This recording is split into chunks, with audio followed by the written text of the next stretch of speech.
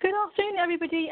We're just going to give it another few minutes to experience a few technical difficulties, and then we'll be beginning as soon as possible. Sorry about the delay.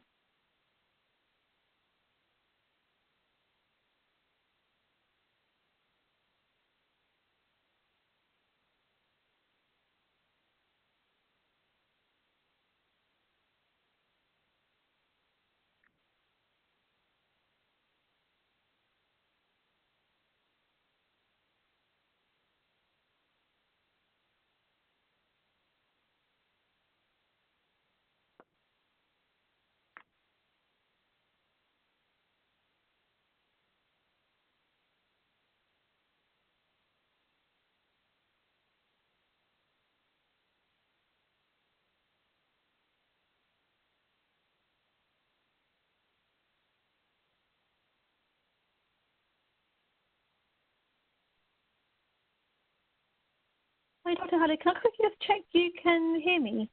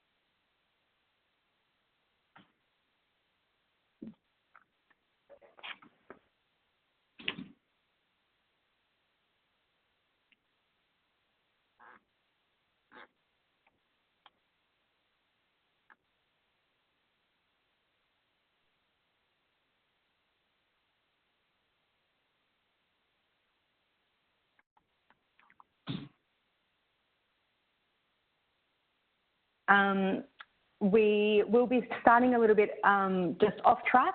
So we unfortunately cannot get Professor Khaled on the session at the moment. However, he is presenting first. So we may just need to change this up because we have quite a big session planned today. And we'll be hearing two different experiences for two different instructors that have moved their labs from the physical classroom to completely online virtual lab. So we'll be running through two different instructor situations, and then pass over to Valerie, who will take us through a little bit more of that technical side and what that looks like to implement Connect as a virtual lab classroom. So to have a look at the intro, just to give you a bit of a context for who is speaking today. I hope that everyone can see this. Afsana, please let me know if this is not coming up.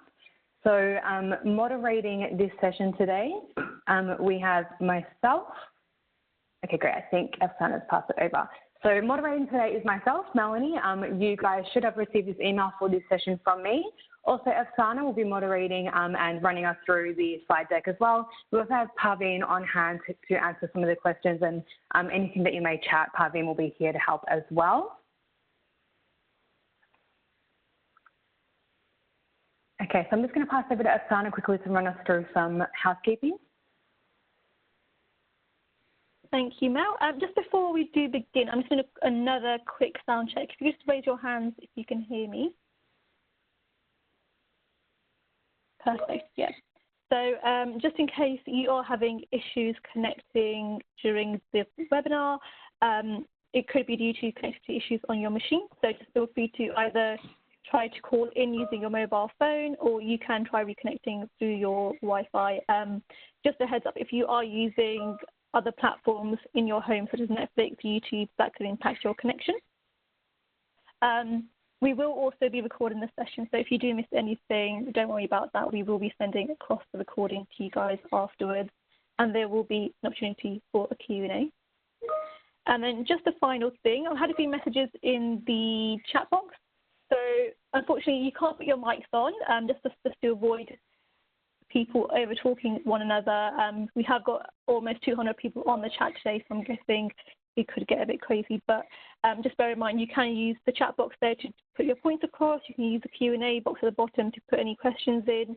That's probably the best way for you guys to kind of engage with the actual kind of speakers during the call. And of course, if you are experiencing any technical issues, please drop us a message in the chat box as well. And that's pretty much it from me. I will hand back over to Mel now, and we will begin.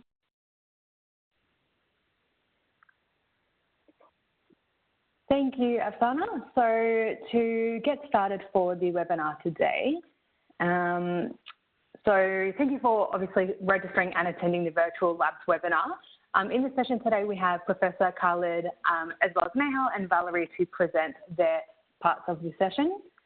As communicated before, Professor Khalid from the Arab Emirates University will be going through his story. So how that transition looked, moving from a situation where he may not have even been able to teach this course, having no access to the classroom, absolutely difficult situation that everybody is facing right now, and how quickly he had to move that situation and get that completely virtual online.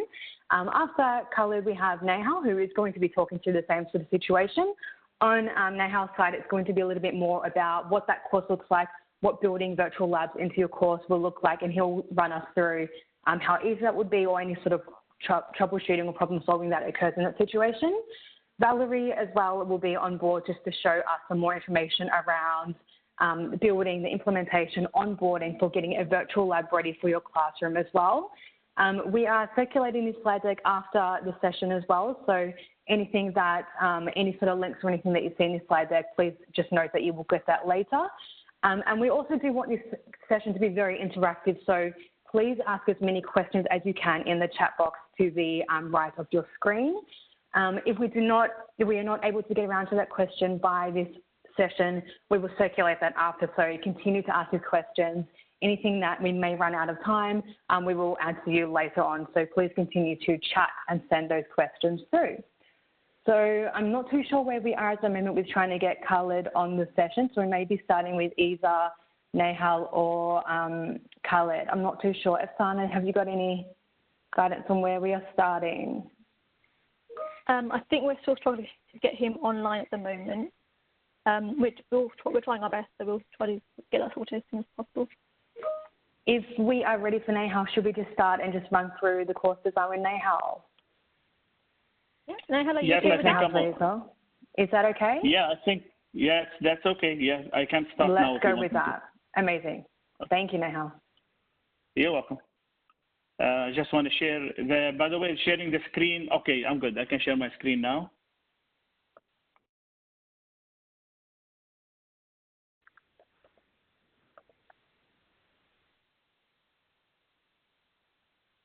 Can you see my screen clearly? Melanie, everything is good? Yes, looks great. All right, so can I start now, or everybody can hear me? Yeah, I can hear you. Okay, great. Let's go ahead. Let me start then.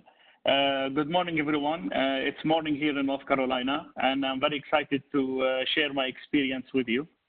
I've been teaching anatomy and physiology for about 18 years so far, and I started teaching online around 2007. And my experience was very similar to yours, most likely that you were asked to teach online classes on short notice. So due to the COVID-19 pandemic that we have now, but I think that it should be a good experience for everyone. At the time, I thought it was something that I did not want to do, and I was forced into teaching online. But thank God, you know, at the end of the day, it was a great experience, and it made me a better instructor. So I hope that you will find my lecture, my presentation today to be useful to you, and you can take something back to your classrooms and use it. I was pretty much sitting in my office in 2007. My chairperson walked in and she said to me, Nehal, you're teaching online. So that was, and I thought I had an option. I said no. And she said to me, well, if you look at your contract, it says other responsibilities. So I kind of understood then that I need to do it. So I agreed.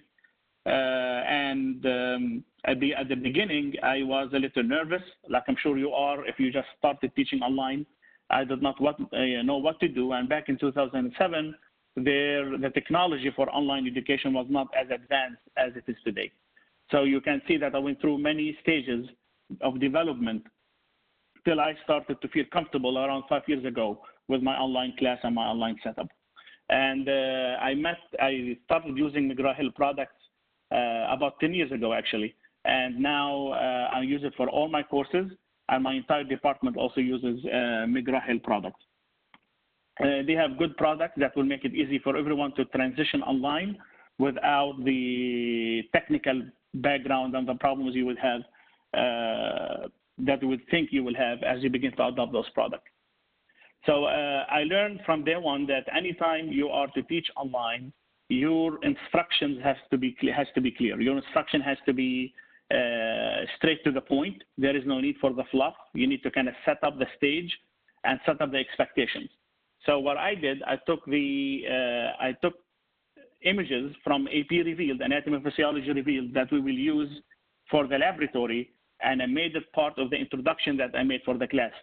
And so I started by pretty much, I'm going to open my class for you. You can see that I welcome the students as soon as they come into the class. I provide the McGraw-Hill link to the class as soon as we start, and I provide my information for them. The setup is also very consistent. So every week I post, every Tuesday morning, I post the content for the week, and everything is due the following Tuesday. So they have 1 week to get the work done and submit the assignments for me. Every week is very similar to the other week. The only difference is the chapter. That's why you have to be consistent.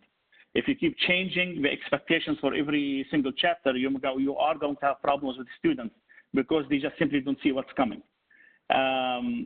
So in other words, you can see the setup is very simple. I have my lecture. I tell them exactly what they need to do. I recorded my own lectures for them. I provide the PowerPoints. I provide the videos and animations provided by the publisher. And if there are other resources, I'll add it into that video, into that folder. And the laboratory kind of self-explanatory. It tells them exactly what they need to do for the lab. Same thing for chapter 3. You're going to see it's the same exact process: lecture, assignment, and then due date. And then, of course, here's the exam, the unit exam, and we repeat again and again and again.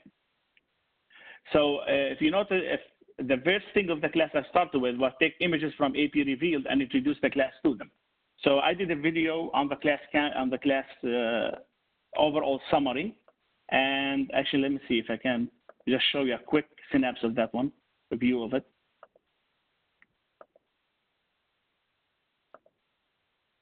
So here is the video. It starts with me introducing the class to them.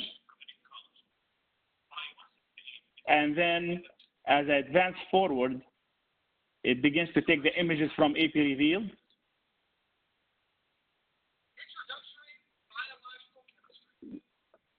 Keep going.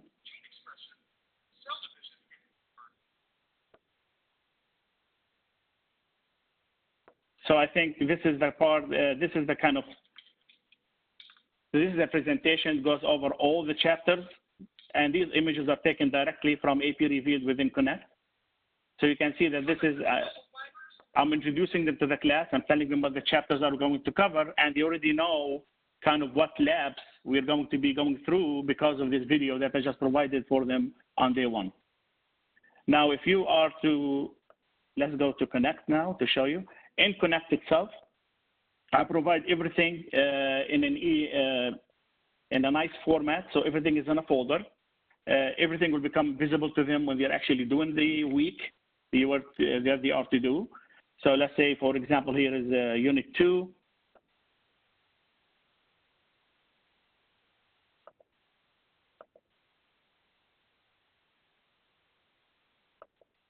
Let me just refresh the page.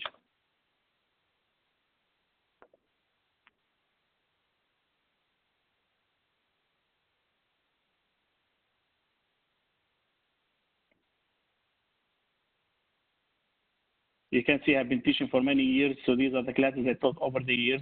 But I want to show you the class I did last semester, so this way you'll be able to see it.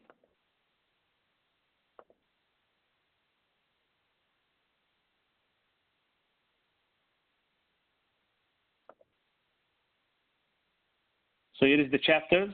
What I provide for my students are chapter assessments. Each chapter has 2 assessments. One is assigned to them. It's called the formative assessment, which is the SMART book. The SMART book is, I'm not sure if you're aware of it, but this SMART book is a SMART book, meaning that students can log into it. They are going to be assessed on their understanding of the unit as they read the chapter. So as they go from one section to the next, it's asking them questions that they have to answer, and it's reporting that data back to me so I can see if they understood it or not. And of course, it highlights everything in different colors. If it's green, that means they understood that part of the chapter. If not, it means that they need to work on it.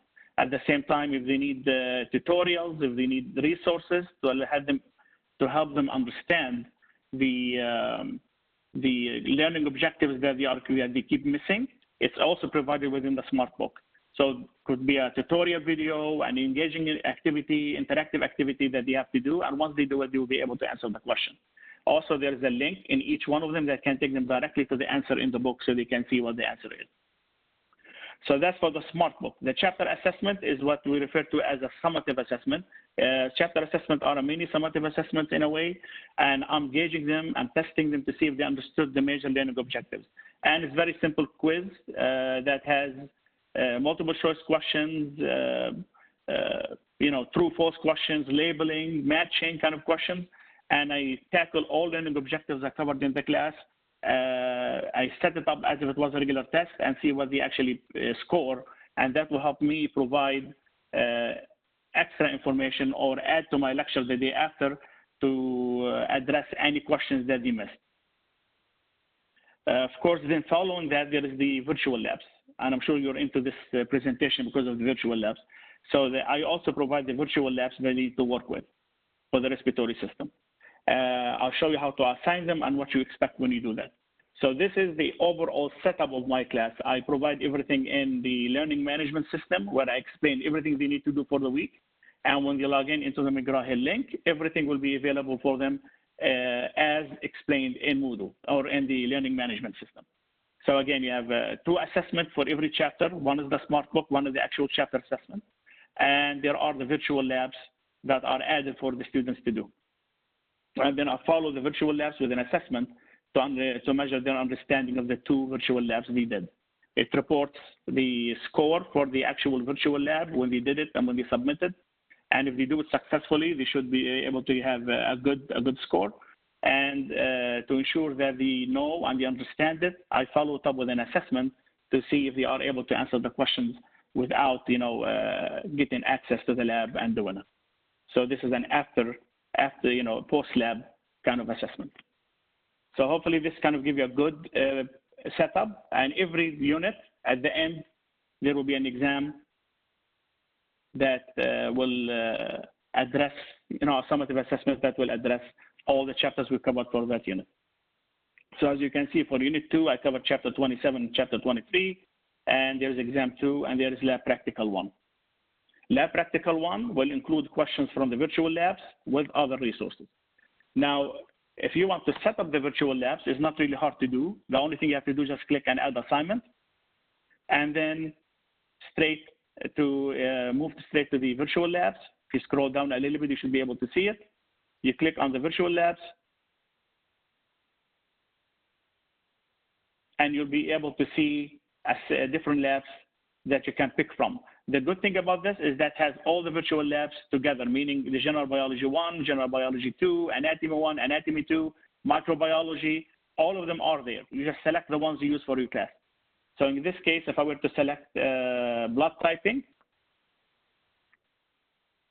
you can see it gives you key concepts, it gives you an overview, and it gives you also a column where it covers the terminology, and then takes them directly to the simulation.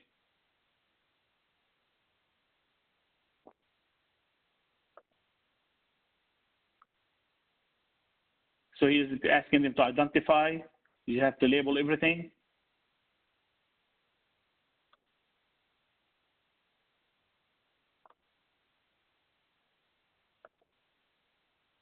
and then they cannot move from one phase to the next. They actually do it.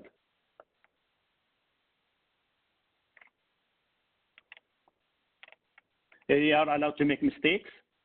Once they're done, you can see the notes. They can take notes. There is the lab data that they can apply and just keep going to doing the exact lab. They say now if you want to assign it,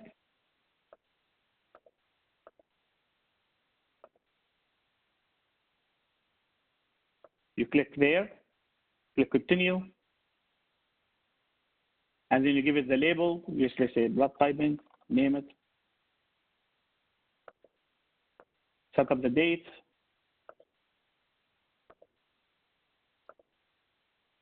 and assign.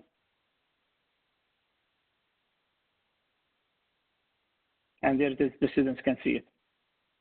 Other resources available that I use as well will be the AP Revealed. And actually, I want to show you how I used it this week for my students.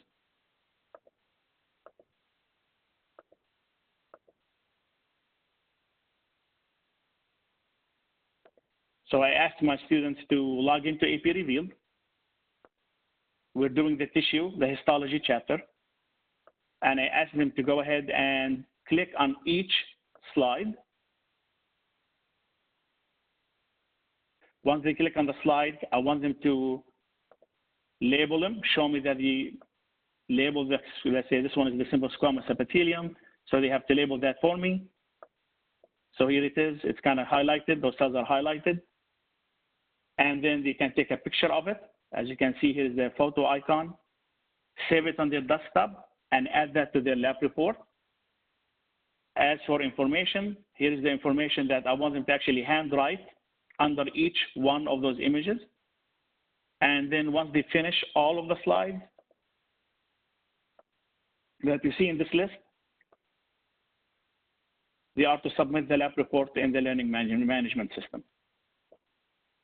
Now, if they want to watch videos to explain that to them, to explain the chapter for them, the only thing you have to do is just click on the video, click all content, and here are the videos they can listen to help them with the content of the class.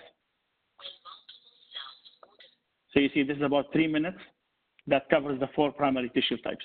But there are about 4 minutes each, or 5 minutes, some of them, that covers epithelial, connective, muscle, and nervous system tissue. So this is just the AP Reveal portion.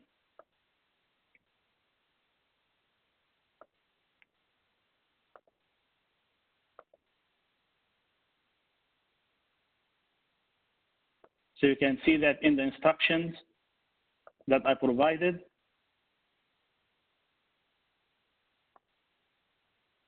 for them, let's see, let me go down. Here is the histology chapter. You see it's due on Monday the 15th, next Monday. Here are my lectures, the PowerPoints, the videos. Here is the tissues that I want them to label. And I provided a video to show them how to use AP Revealed. So I pretty much told them exactly step by step how to do the lab in the video. And once they're done, if they follow the instructions correctly, they will have a lab report done. They can submit it in the histology, in the submission folder for me to review. Another feature available for you as well would be the Human Atlas, the Practice Atlas. This is also part of the assessment features that I'm going to show you in a minute that you can include for the lab practical.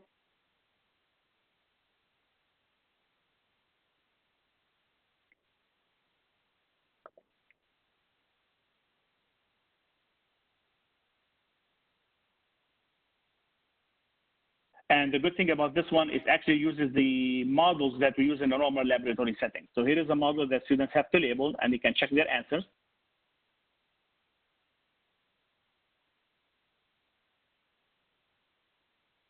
And here are pretty much every system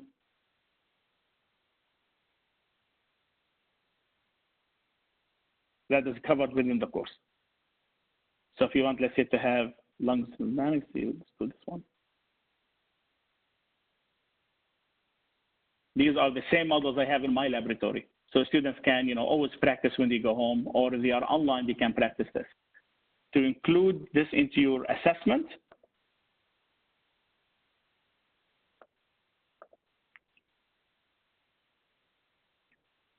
you click Add Assignment. Then you click on Question Bank.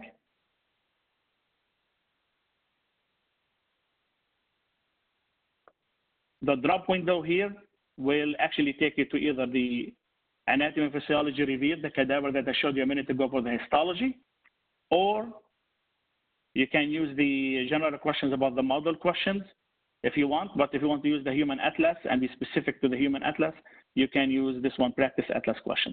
Just click on it, click on the system, and just click on the questions you want to select, and just pick the questions that you feel are best for your students or the content that you cover.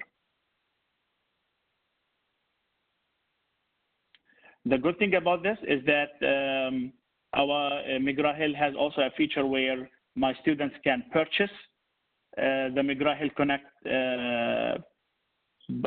resources. It's through inclusive access. So when it's called inclusive access, which means that when students actually log in to the learning management system, everything is provided for them. For the link is provided for them. They can log in from day one and get access to the content and not have to wait till they contact the bookstore and purchase the textbook and do all those steps in between. So they have instant, immediate access to all of these, to the content from day one, as soon as they log into the class.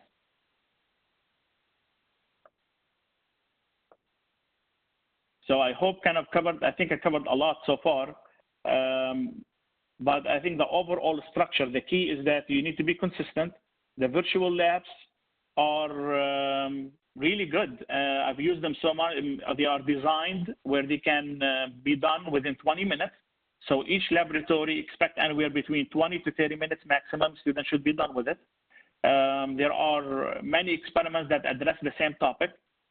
For example, if you take a look again at the blood,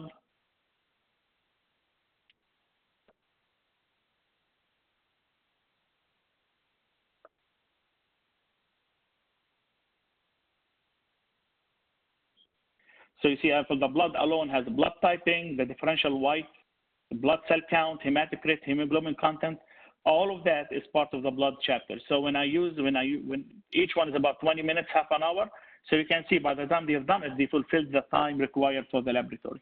And they are, as I said, very, very effective to use for class. I think that I am close to the 20 minutes, if I'm not mistaken. Let me see.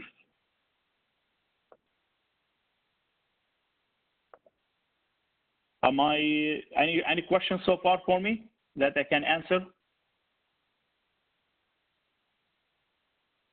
I can see the questions. If you can see any questions now that have been directly specific to you, please go ahead and answer those ones. I don't think from what we've had a look at, anything has come through specific, but we will open up later. Thank you so much for your session. We found it was some really great content here. I think there's some really good information for people to see how easy it is to move online and to access all of these labs online, which was really helpful. We will try to see if we can get Professor Khalid on the phone. Professor Khalid, can you hear us and can you open up your microphone and speak? Yes, I can hear you. Great. You can hear me now? Okay, yes, we can hear you. This is a very good sign. So I think at this stage, let's go through. Let's keep this session on track. So thank you so much, Nehal. We will hopefully get back and see if we have some more questions coming through. At this point now, we're going to go into Khalid's session, and we will go through, and hopefully we can get the sessions and the slides moving, and we can hear you throughout. So I will now pass this over to Khalid, and hopefully we can get the session going. Thank you, Nehal. Okay. Thank you so much. Good evening, everyone. So I can now share my screen, or I can have my slides, please. Okay. Let's just have a look. We're just getting James access to your slides. Okay, I will start now. I'm Dr. Khalid El-Tarabily from Biology Department, College of Science, United Arab Emirates University. I'm the coordinator of the General Microbiology course and Basic Microbiology course for the last 23 years in this university. And according to our system, the lab is 25% and the theory is 75%. And what happened after the corona and the lockdown problem that the university told us that we must work at home. So we started to use our material to teach the course. And it was a normal PowerPoint presentation, and for the practical session, my colleague used to do a normal PowerPoint presentation and show the students videos, but this was not a simulation. It was just only to help to finish the semester. So what happened regarding the summer course, the university asked us that they are going to cancel all the courses which have practical, and this was true. And they canceled all the course with practical nature. They need the students to go to the lab, unless there is a simulation in the lab. So I contacted James from McGraw-Hill, and he offered for me Benson Microbiology virtual lab. And actually, I liked this textbook very, very, very well. This textbook, it's an online textbook, by the way, and I found inside this textbook about 6 virtual labs available now. And they are now implementing and improving another 16 extra labs to be done, and they will be delivered to us by November this year, and even some in September. So when I sent my report to the dean, he told me this is a simulation. I said, yes, this is a simulation lab, and I did this with my students in the last 3 weeks of my last semester, and I have all the video. I can share it with you after the end. At the end of this my class, I can send you my email, and I can show you my video that I did with my students. And after I send the virtual lab as a video to my dean and my vice dean in UE University, they approved the course because it actually was a very good experience with my students. And we found that this virtual labs actually a very excellent simulation. We have from Benson Microbiology Virtual Lab at least 6 labs available now. And Mr. James also, he connected with me with some experiment with simulation from Benson as well, but it is not through Connect. It was old system, but it was working perfectly with excellent simulation. So actually we increased the amount of the lab from 16 to become 18 labs, and I'm teaching them now in my summer course. So in my summer course now I have 59 students. So imagine that Benson Microbiology Virtual Lab, it saved the course for the summer. And my engineering students, 59 students, they are taking the course with me now. They are going to practical training after 3 months from now, in August.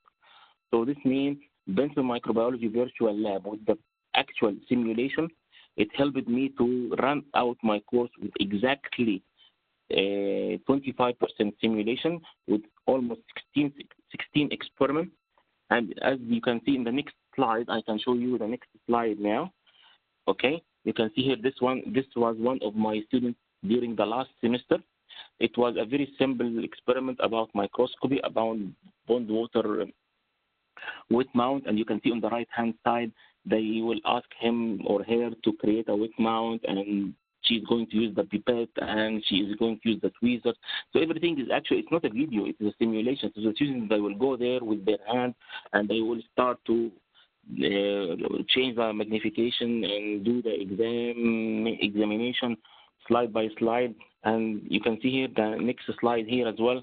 The students will start for this one here. You can see they will start to take the forceps and take a sample from the water sample and examine them. And if there is any mistake, they will tell them to go to phase 1, go to phase 2, and then in between each phase they ask them a question. And if they fail in the question, they will not allow them to go to the other phase unless they correct their mistakes. So actually, it's a very interesting information. The students will not allow to go to the second phase until they will fix the problem and until they will answer the correct question. So this is really very interesting. What you can see here is just only a very simple lab, which is microscopy. But I have much more complicated experiment in microbiology, like, for example, control of microbial growth, using ultraviolet light and using antiseptic, and also some for microbial growth, the oxygen requirement and temperature and pH and osmotic pressure, and lots of nice applications. So we started with 6th last semester as a trial for me, because this was the first time in my life to use a simulation lab. Because actually I'm teaching the theoretical part and my colleague is teaching the practical part. But for this course in the summer, the course is designed 2-hour theory and 1-hour practical. And it was a canceled course unless we found this simulation lab. So I found in these 6 labs, although they are very simple, they are very excellent in the simulation. And in addition, Mr. James from McGraw-Hill, he gave for me another 15 extra simulation lab, and I joined them now in my course currently now in the summer. So I'm speaking now in my second week, and we still have another 3 weeks. I started yesterday with them the simplest experiment through Connect, but there is another 15 experiments that we can use them also from Benson Microbiology, but it is not from the Connect system. It's an old system, not old system. Maybe it's not through the Connect, but it is not through the system of Connect. But I asked Mr. James, and he gave it to me as a link, and I gave the students the password and the link, and they can do it even without go to Connect. And they can record the experiment, and they can go from one experiment to another and from one phase to another. And I just need to tell you my story in this one.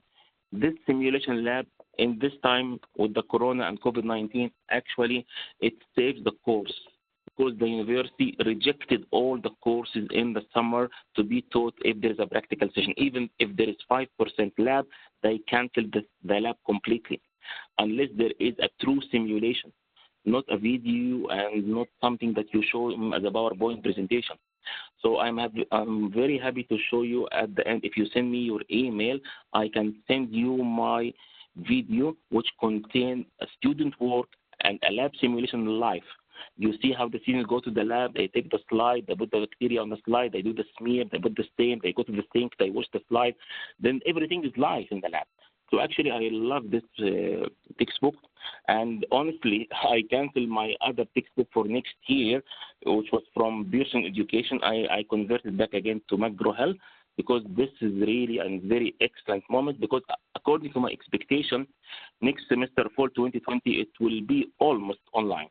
So we cannot graduate microbiology students without going to the lab. So if we are not going to the lab 100%, this simulation will be implemented in my university.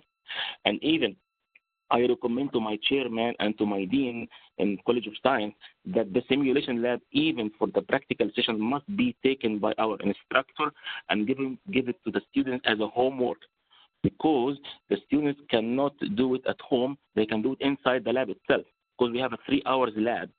So if we have a lab and the lab is going to last only for 2 hours, we cannot ask the students to go home and lose this hour.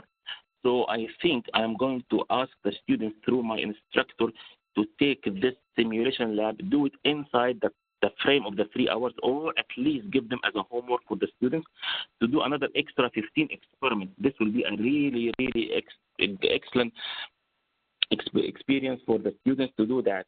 And I will give you my email at the end, if you can see it, and it will be very important for you to contact me if you wish. And really, it was very interesting to use McGraw-Hill facility. Honestly, at the end of my talk, McGraw-Hill and Benson saved the course for me for this summer. Thank you so much for that, and I hope that you understand what I need to say regarding my story with the microbiology Benson and with the virtual simulation labs. So I'm recommending this Benson virtual microbiology to all people teaching microbiology if we have to go to work far away and not face-to-face in the lab. And I'm going to recommend this to my chairman and to my dean to be implemented for all our colleagues teaching microbiology in Faculty of Agriculture and in Faculty of Medicine as well. Thank you so much for that. Thank you so much, Professor Khaled. That was such a great experience just to see how that has really transformed into your classroom and how this has really saved your course and your cohort. And also having a look at how you've really made that transition and how seamless that has been with everything that's available on Connect was really, really helpful. To move us through now to have a bit more of a look, and everyone just letting you know the questions that are coming through are really, really good. We've got some great questions coming through, a lot of excitement, a lot more details that have been requested. So we will address those Q&As at the end. But continue to ask questions, and I will hand this over to Valerie now, who will go through a little bit more of that Connect side and what this looks like on the platform. So Valerie, when you are ready, it's over to you. Wonderful. Thank you so much. And what great presentation to share. how you've used these labs. So it's really great always as part of the product team. I get to tell the story about this product, but also get to hear lots of feedback. So always getting feedback from instructors like you who are the experts is always helpful. So as mentioned, I am the product marketing manager here in Iowa in the United States. And this was a product that we've been working on for several years.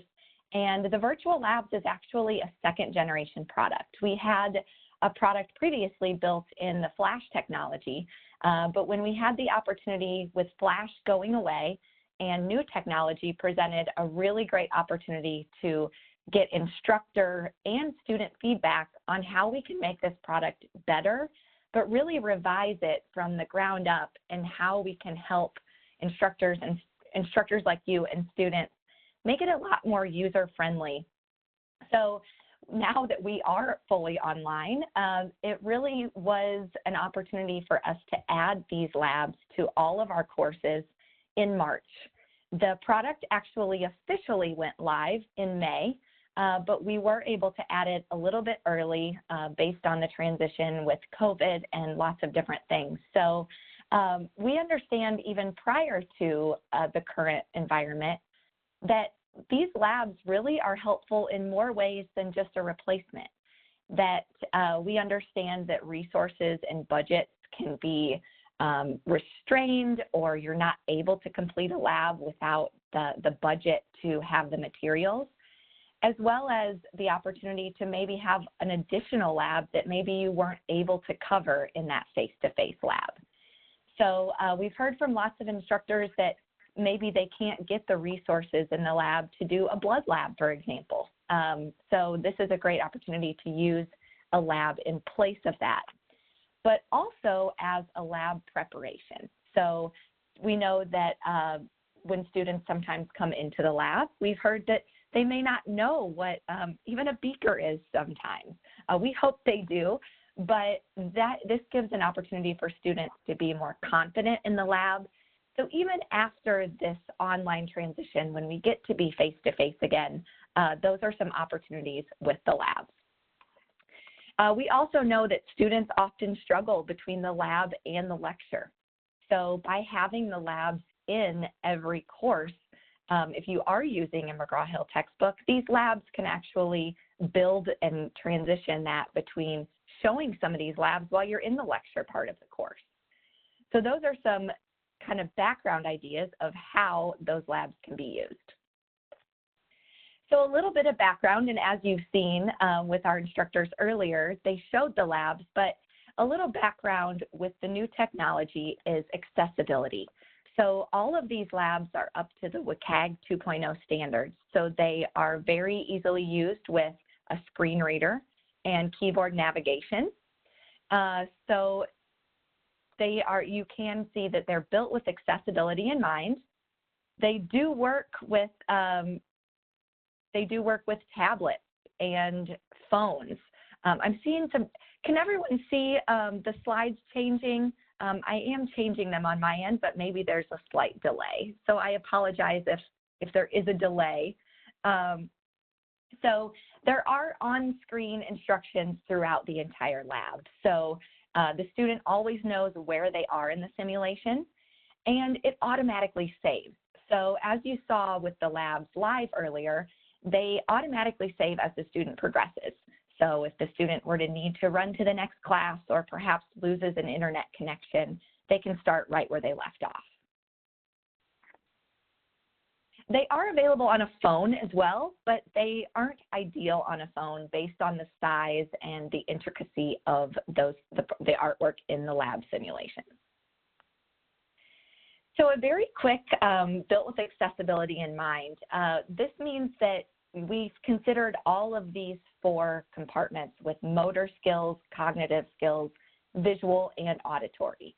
So all of these are built into the program, so you can feel really comfortable with students understanding, all students being able to use the product. And they were also built to be flexible.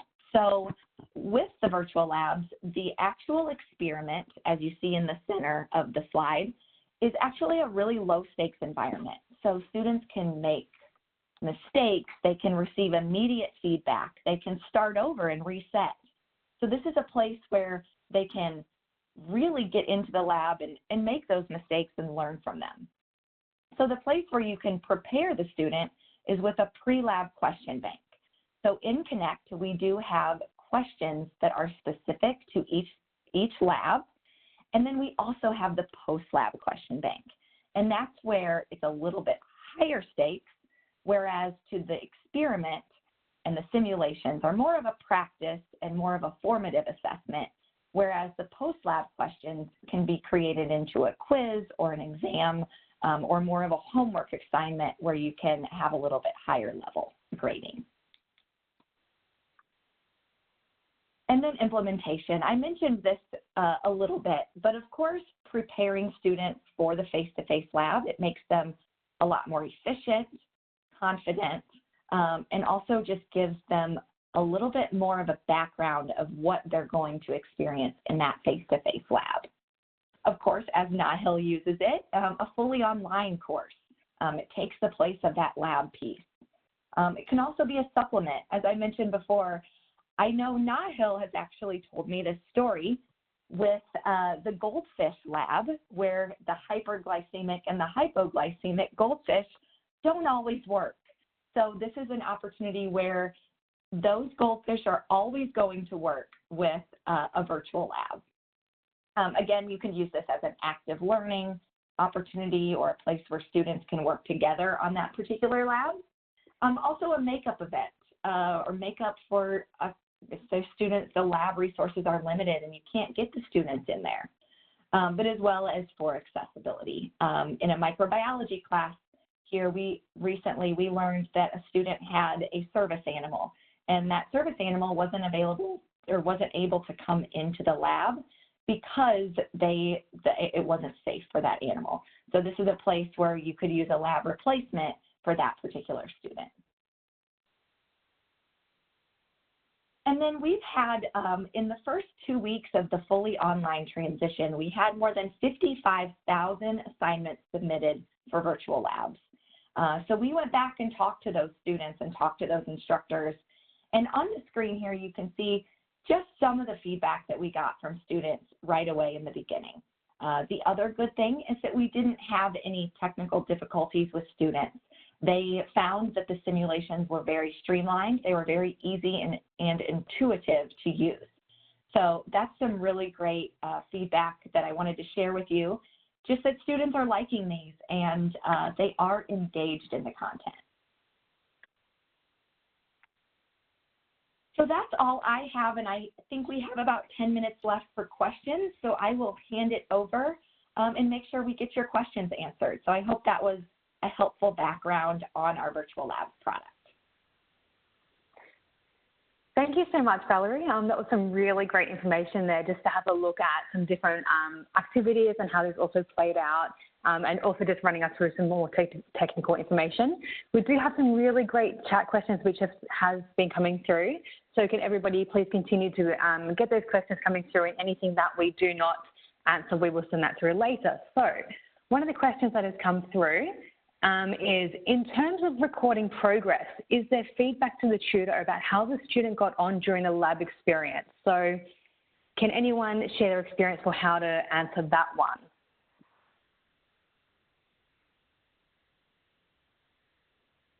I think this question might be better suited for our instructors on the phone. So Nehal or Khaled, can you say how you would sort of track progress and respond to that one?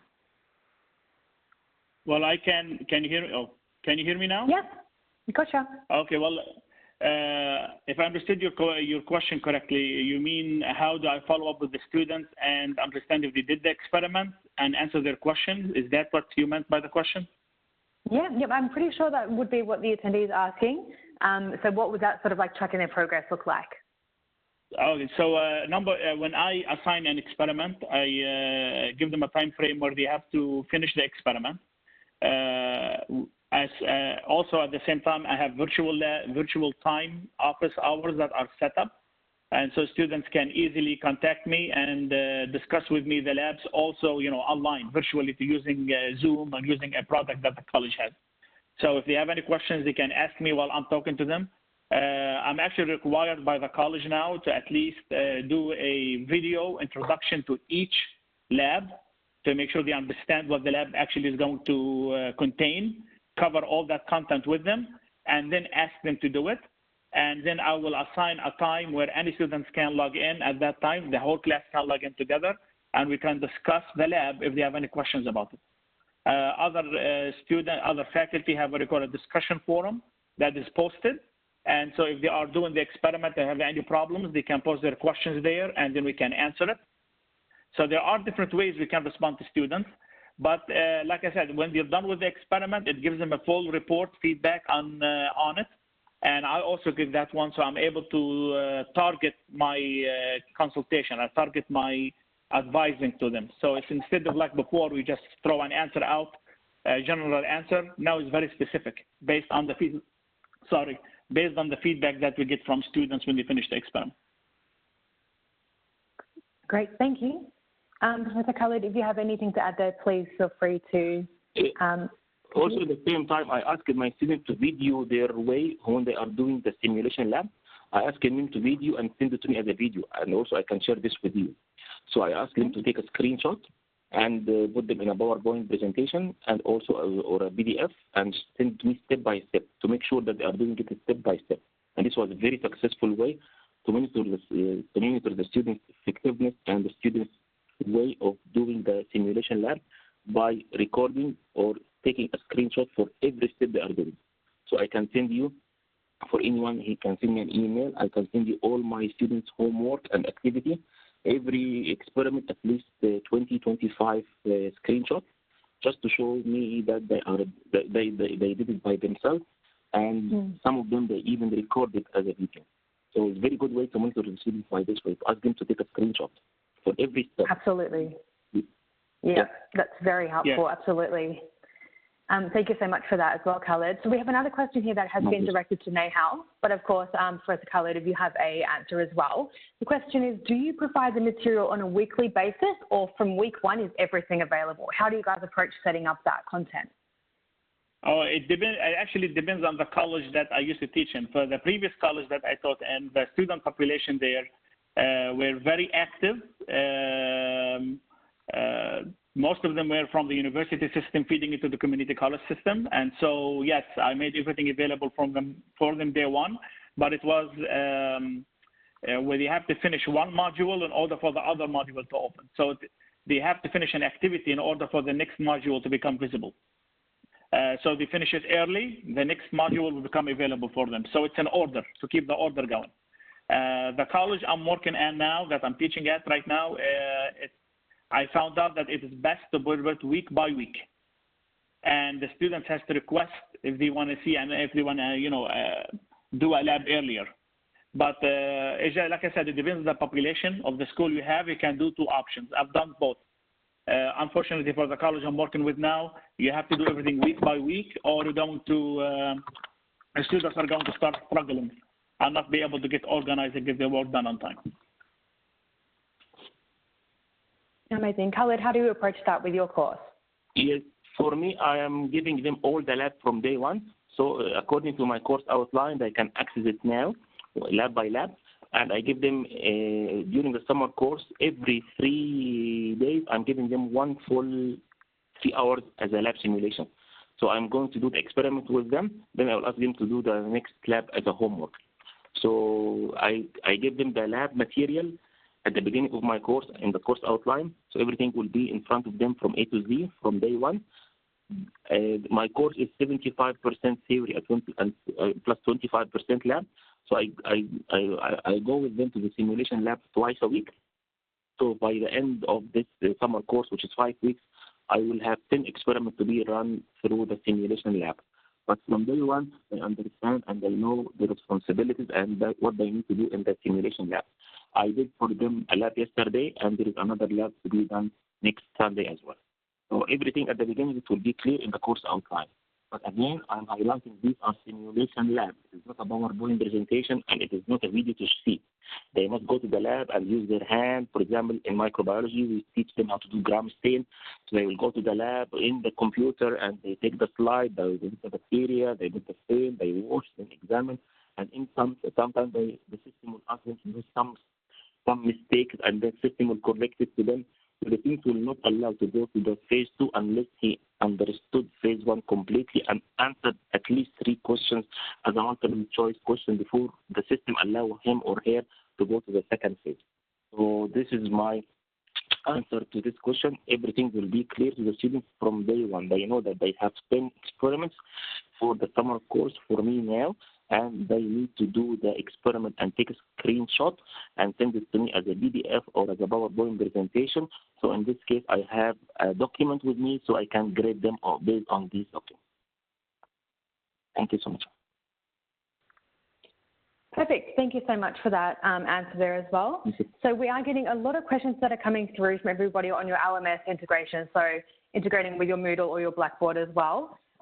So if there's anything else that anybody specifically wants to know what this looks like, how that looks like integrating with your VLE, please let me know if there's anything specific. We have a question, however, that might be best for Valerie to answer.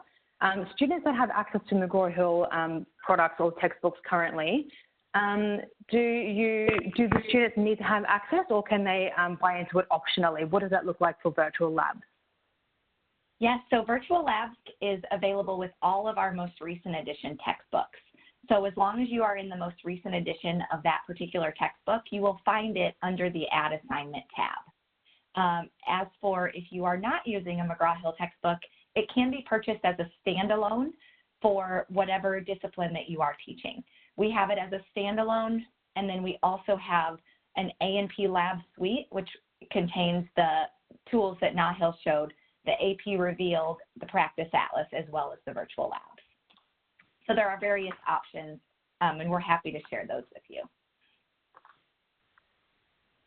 Perfect. Thank you, Valerie. Also, any additional questions on LMS that might be quite specific, please send them through and we will follow those up later. Let me just see what else has come through that we might want to answer now. Okay. I think it looks as though we have answered a lot of the pressing questions at the moment that would be good to share with everybody. A lot more of the questions could be quite specific. We are more than happy to hang around a little bit longer. We just want to get this final page. I'm not so sure, Asana, I think you might need to put the contact page on for our speakers. I don't have access, I'm sorry. Oh, hold on, looks like I do. Okay. Yeah. Cool. No. So you guys can see this slide now? Okay. So please reach out to any of our speakers, our instructors that have had a session today. All of the contact details are on this page here, so please note those down, or feel free to follow links once you get this slide deck through as well. We also have details for Valerie, who I will also circulate just in case you want to know anything else. Of course, for your local region, so if you are EMEA-based, please make sure you do follow up with the email that was sent through for the invite, or you can also click on the link here to speak to your academic consultants for your region to find out more information on the product and on pricing and everything else as well. We did have some more questions to follow up on, but again, they were a little bit more specific. So please make sure you do come back with any questions. You do contact Khalid and Nehal directly if you want to have a bit more of a conversation on what that transition to virtual labs and online looks like. And I think we may end it here because it looks as though we've answered all the questions. I would like to really thank, obviously, the presenters for sticking around and all the attendees as well for all the technical issues at the beginning. But thank you so much to our speakers, Valerie, Khalid, and Nehal, and obviously everyone on board that helped as well. We will be obviously circulating this recording after, so please share this with your colleagues. Please make sure that you shout out and share this around with everyone that may be interested in virtual labs as well. We will be releasing a lot more webinars in the future as well, so please keep your eye out for future webinars that will be coming, and also check out our social media, so our Facebook and LinkedIn, for more information and blogs and content in the future as well. So thank you so much for everyone for participating and attending, and I hope everyone has a really great day. Thank you, guys. My pleasure. My pleasure. Thank you, everyone. Bye-bye. Thank you. Thank you. Bye. Nice to meet you all. Thank you. Bye-bye. Bye. Thank you. Bye-bye. Bye-bye. Bye-bye.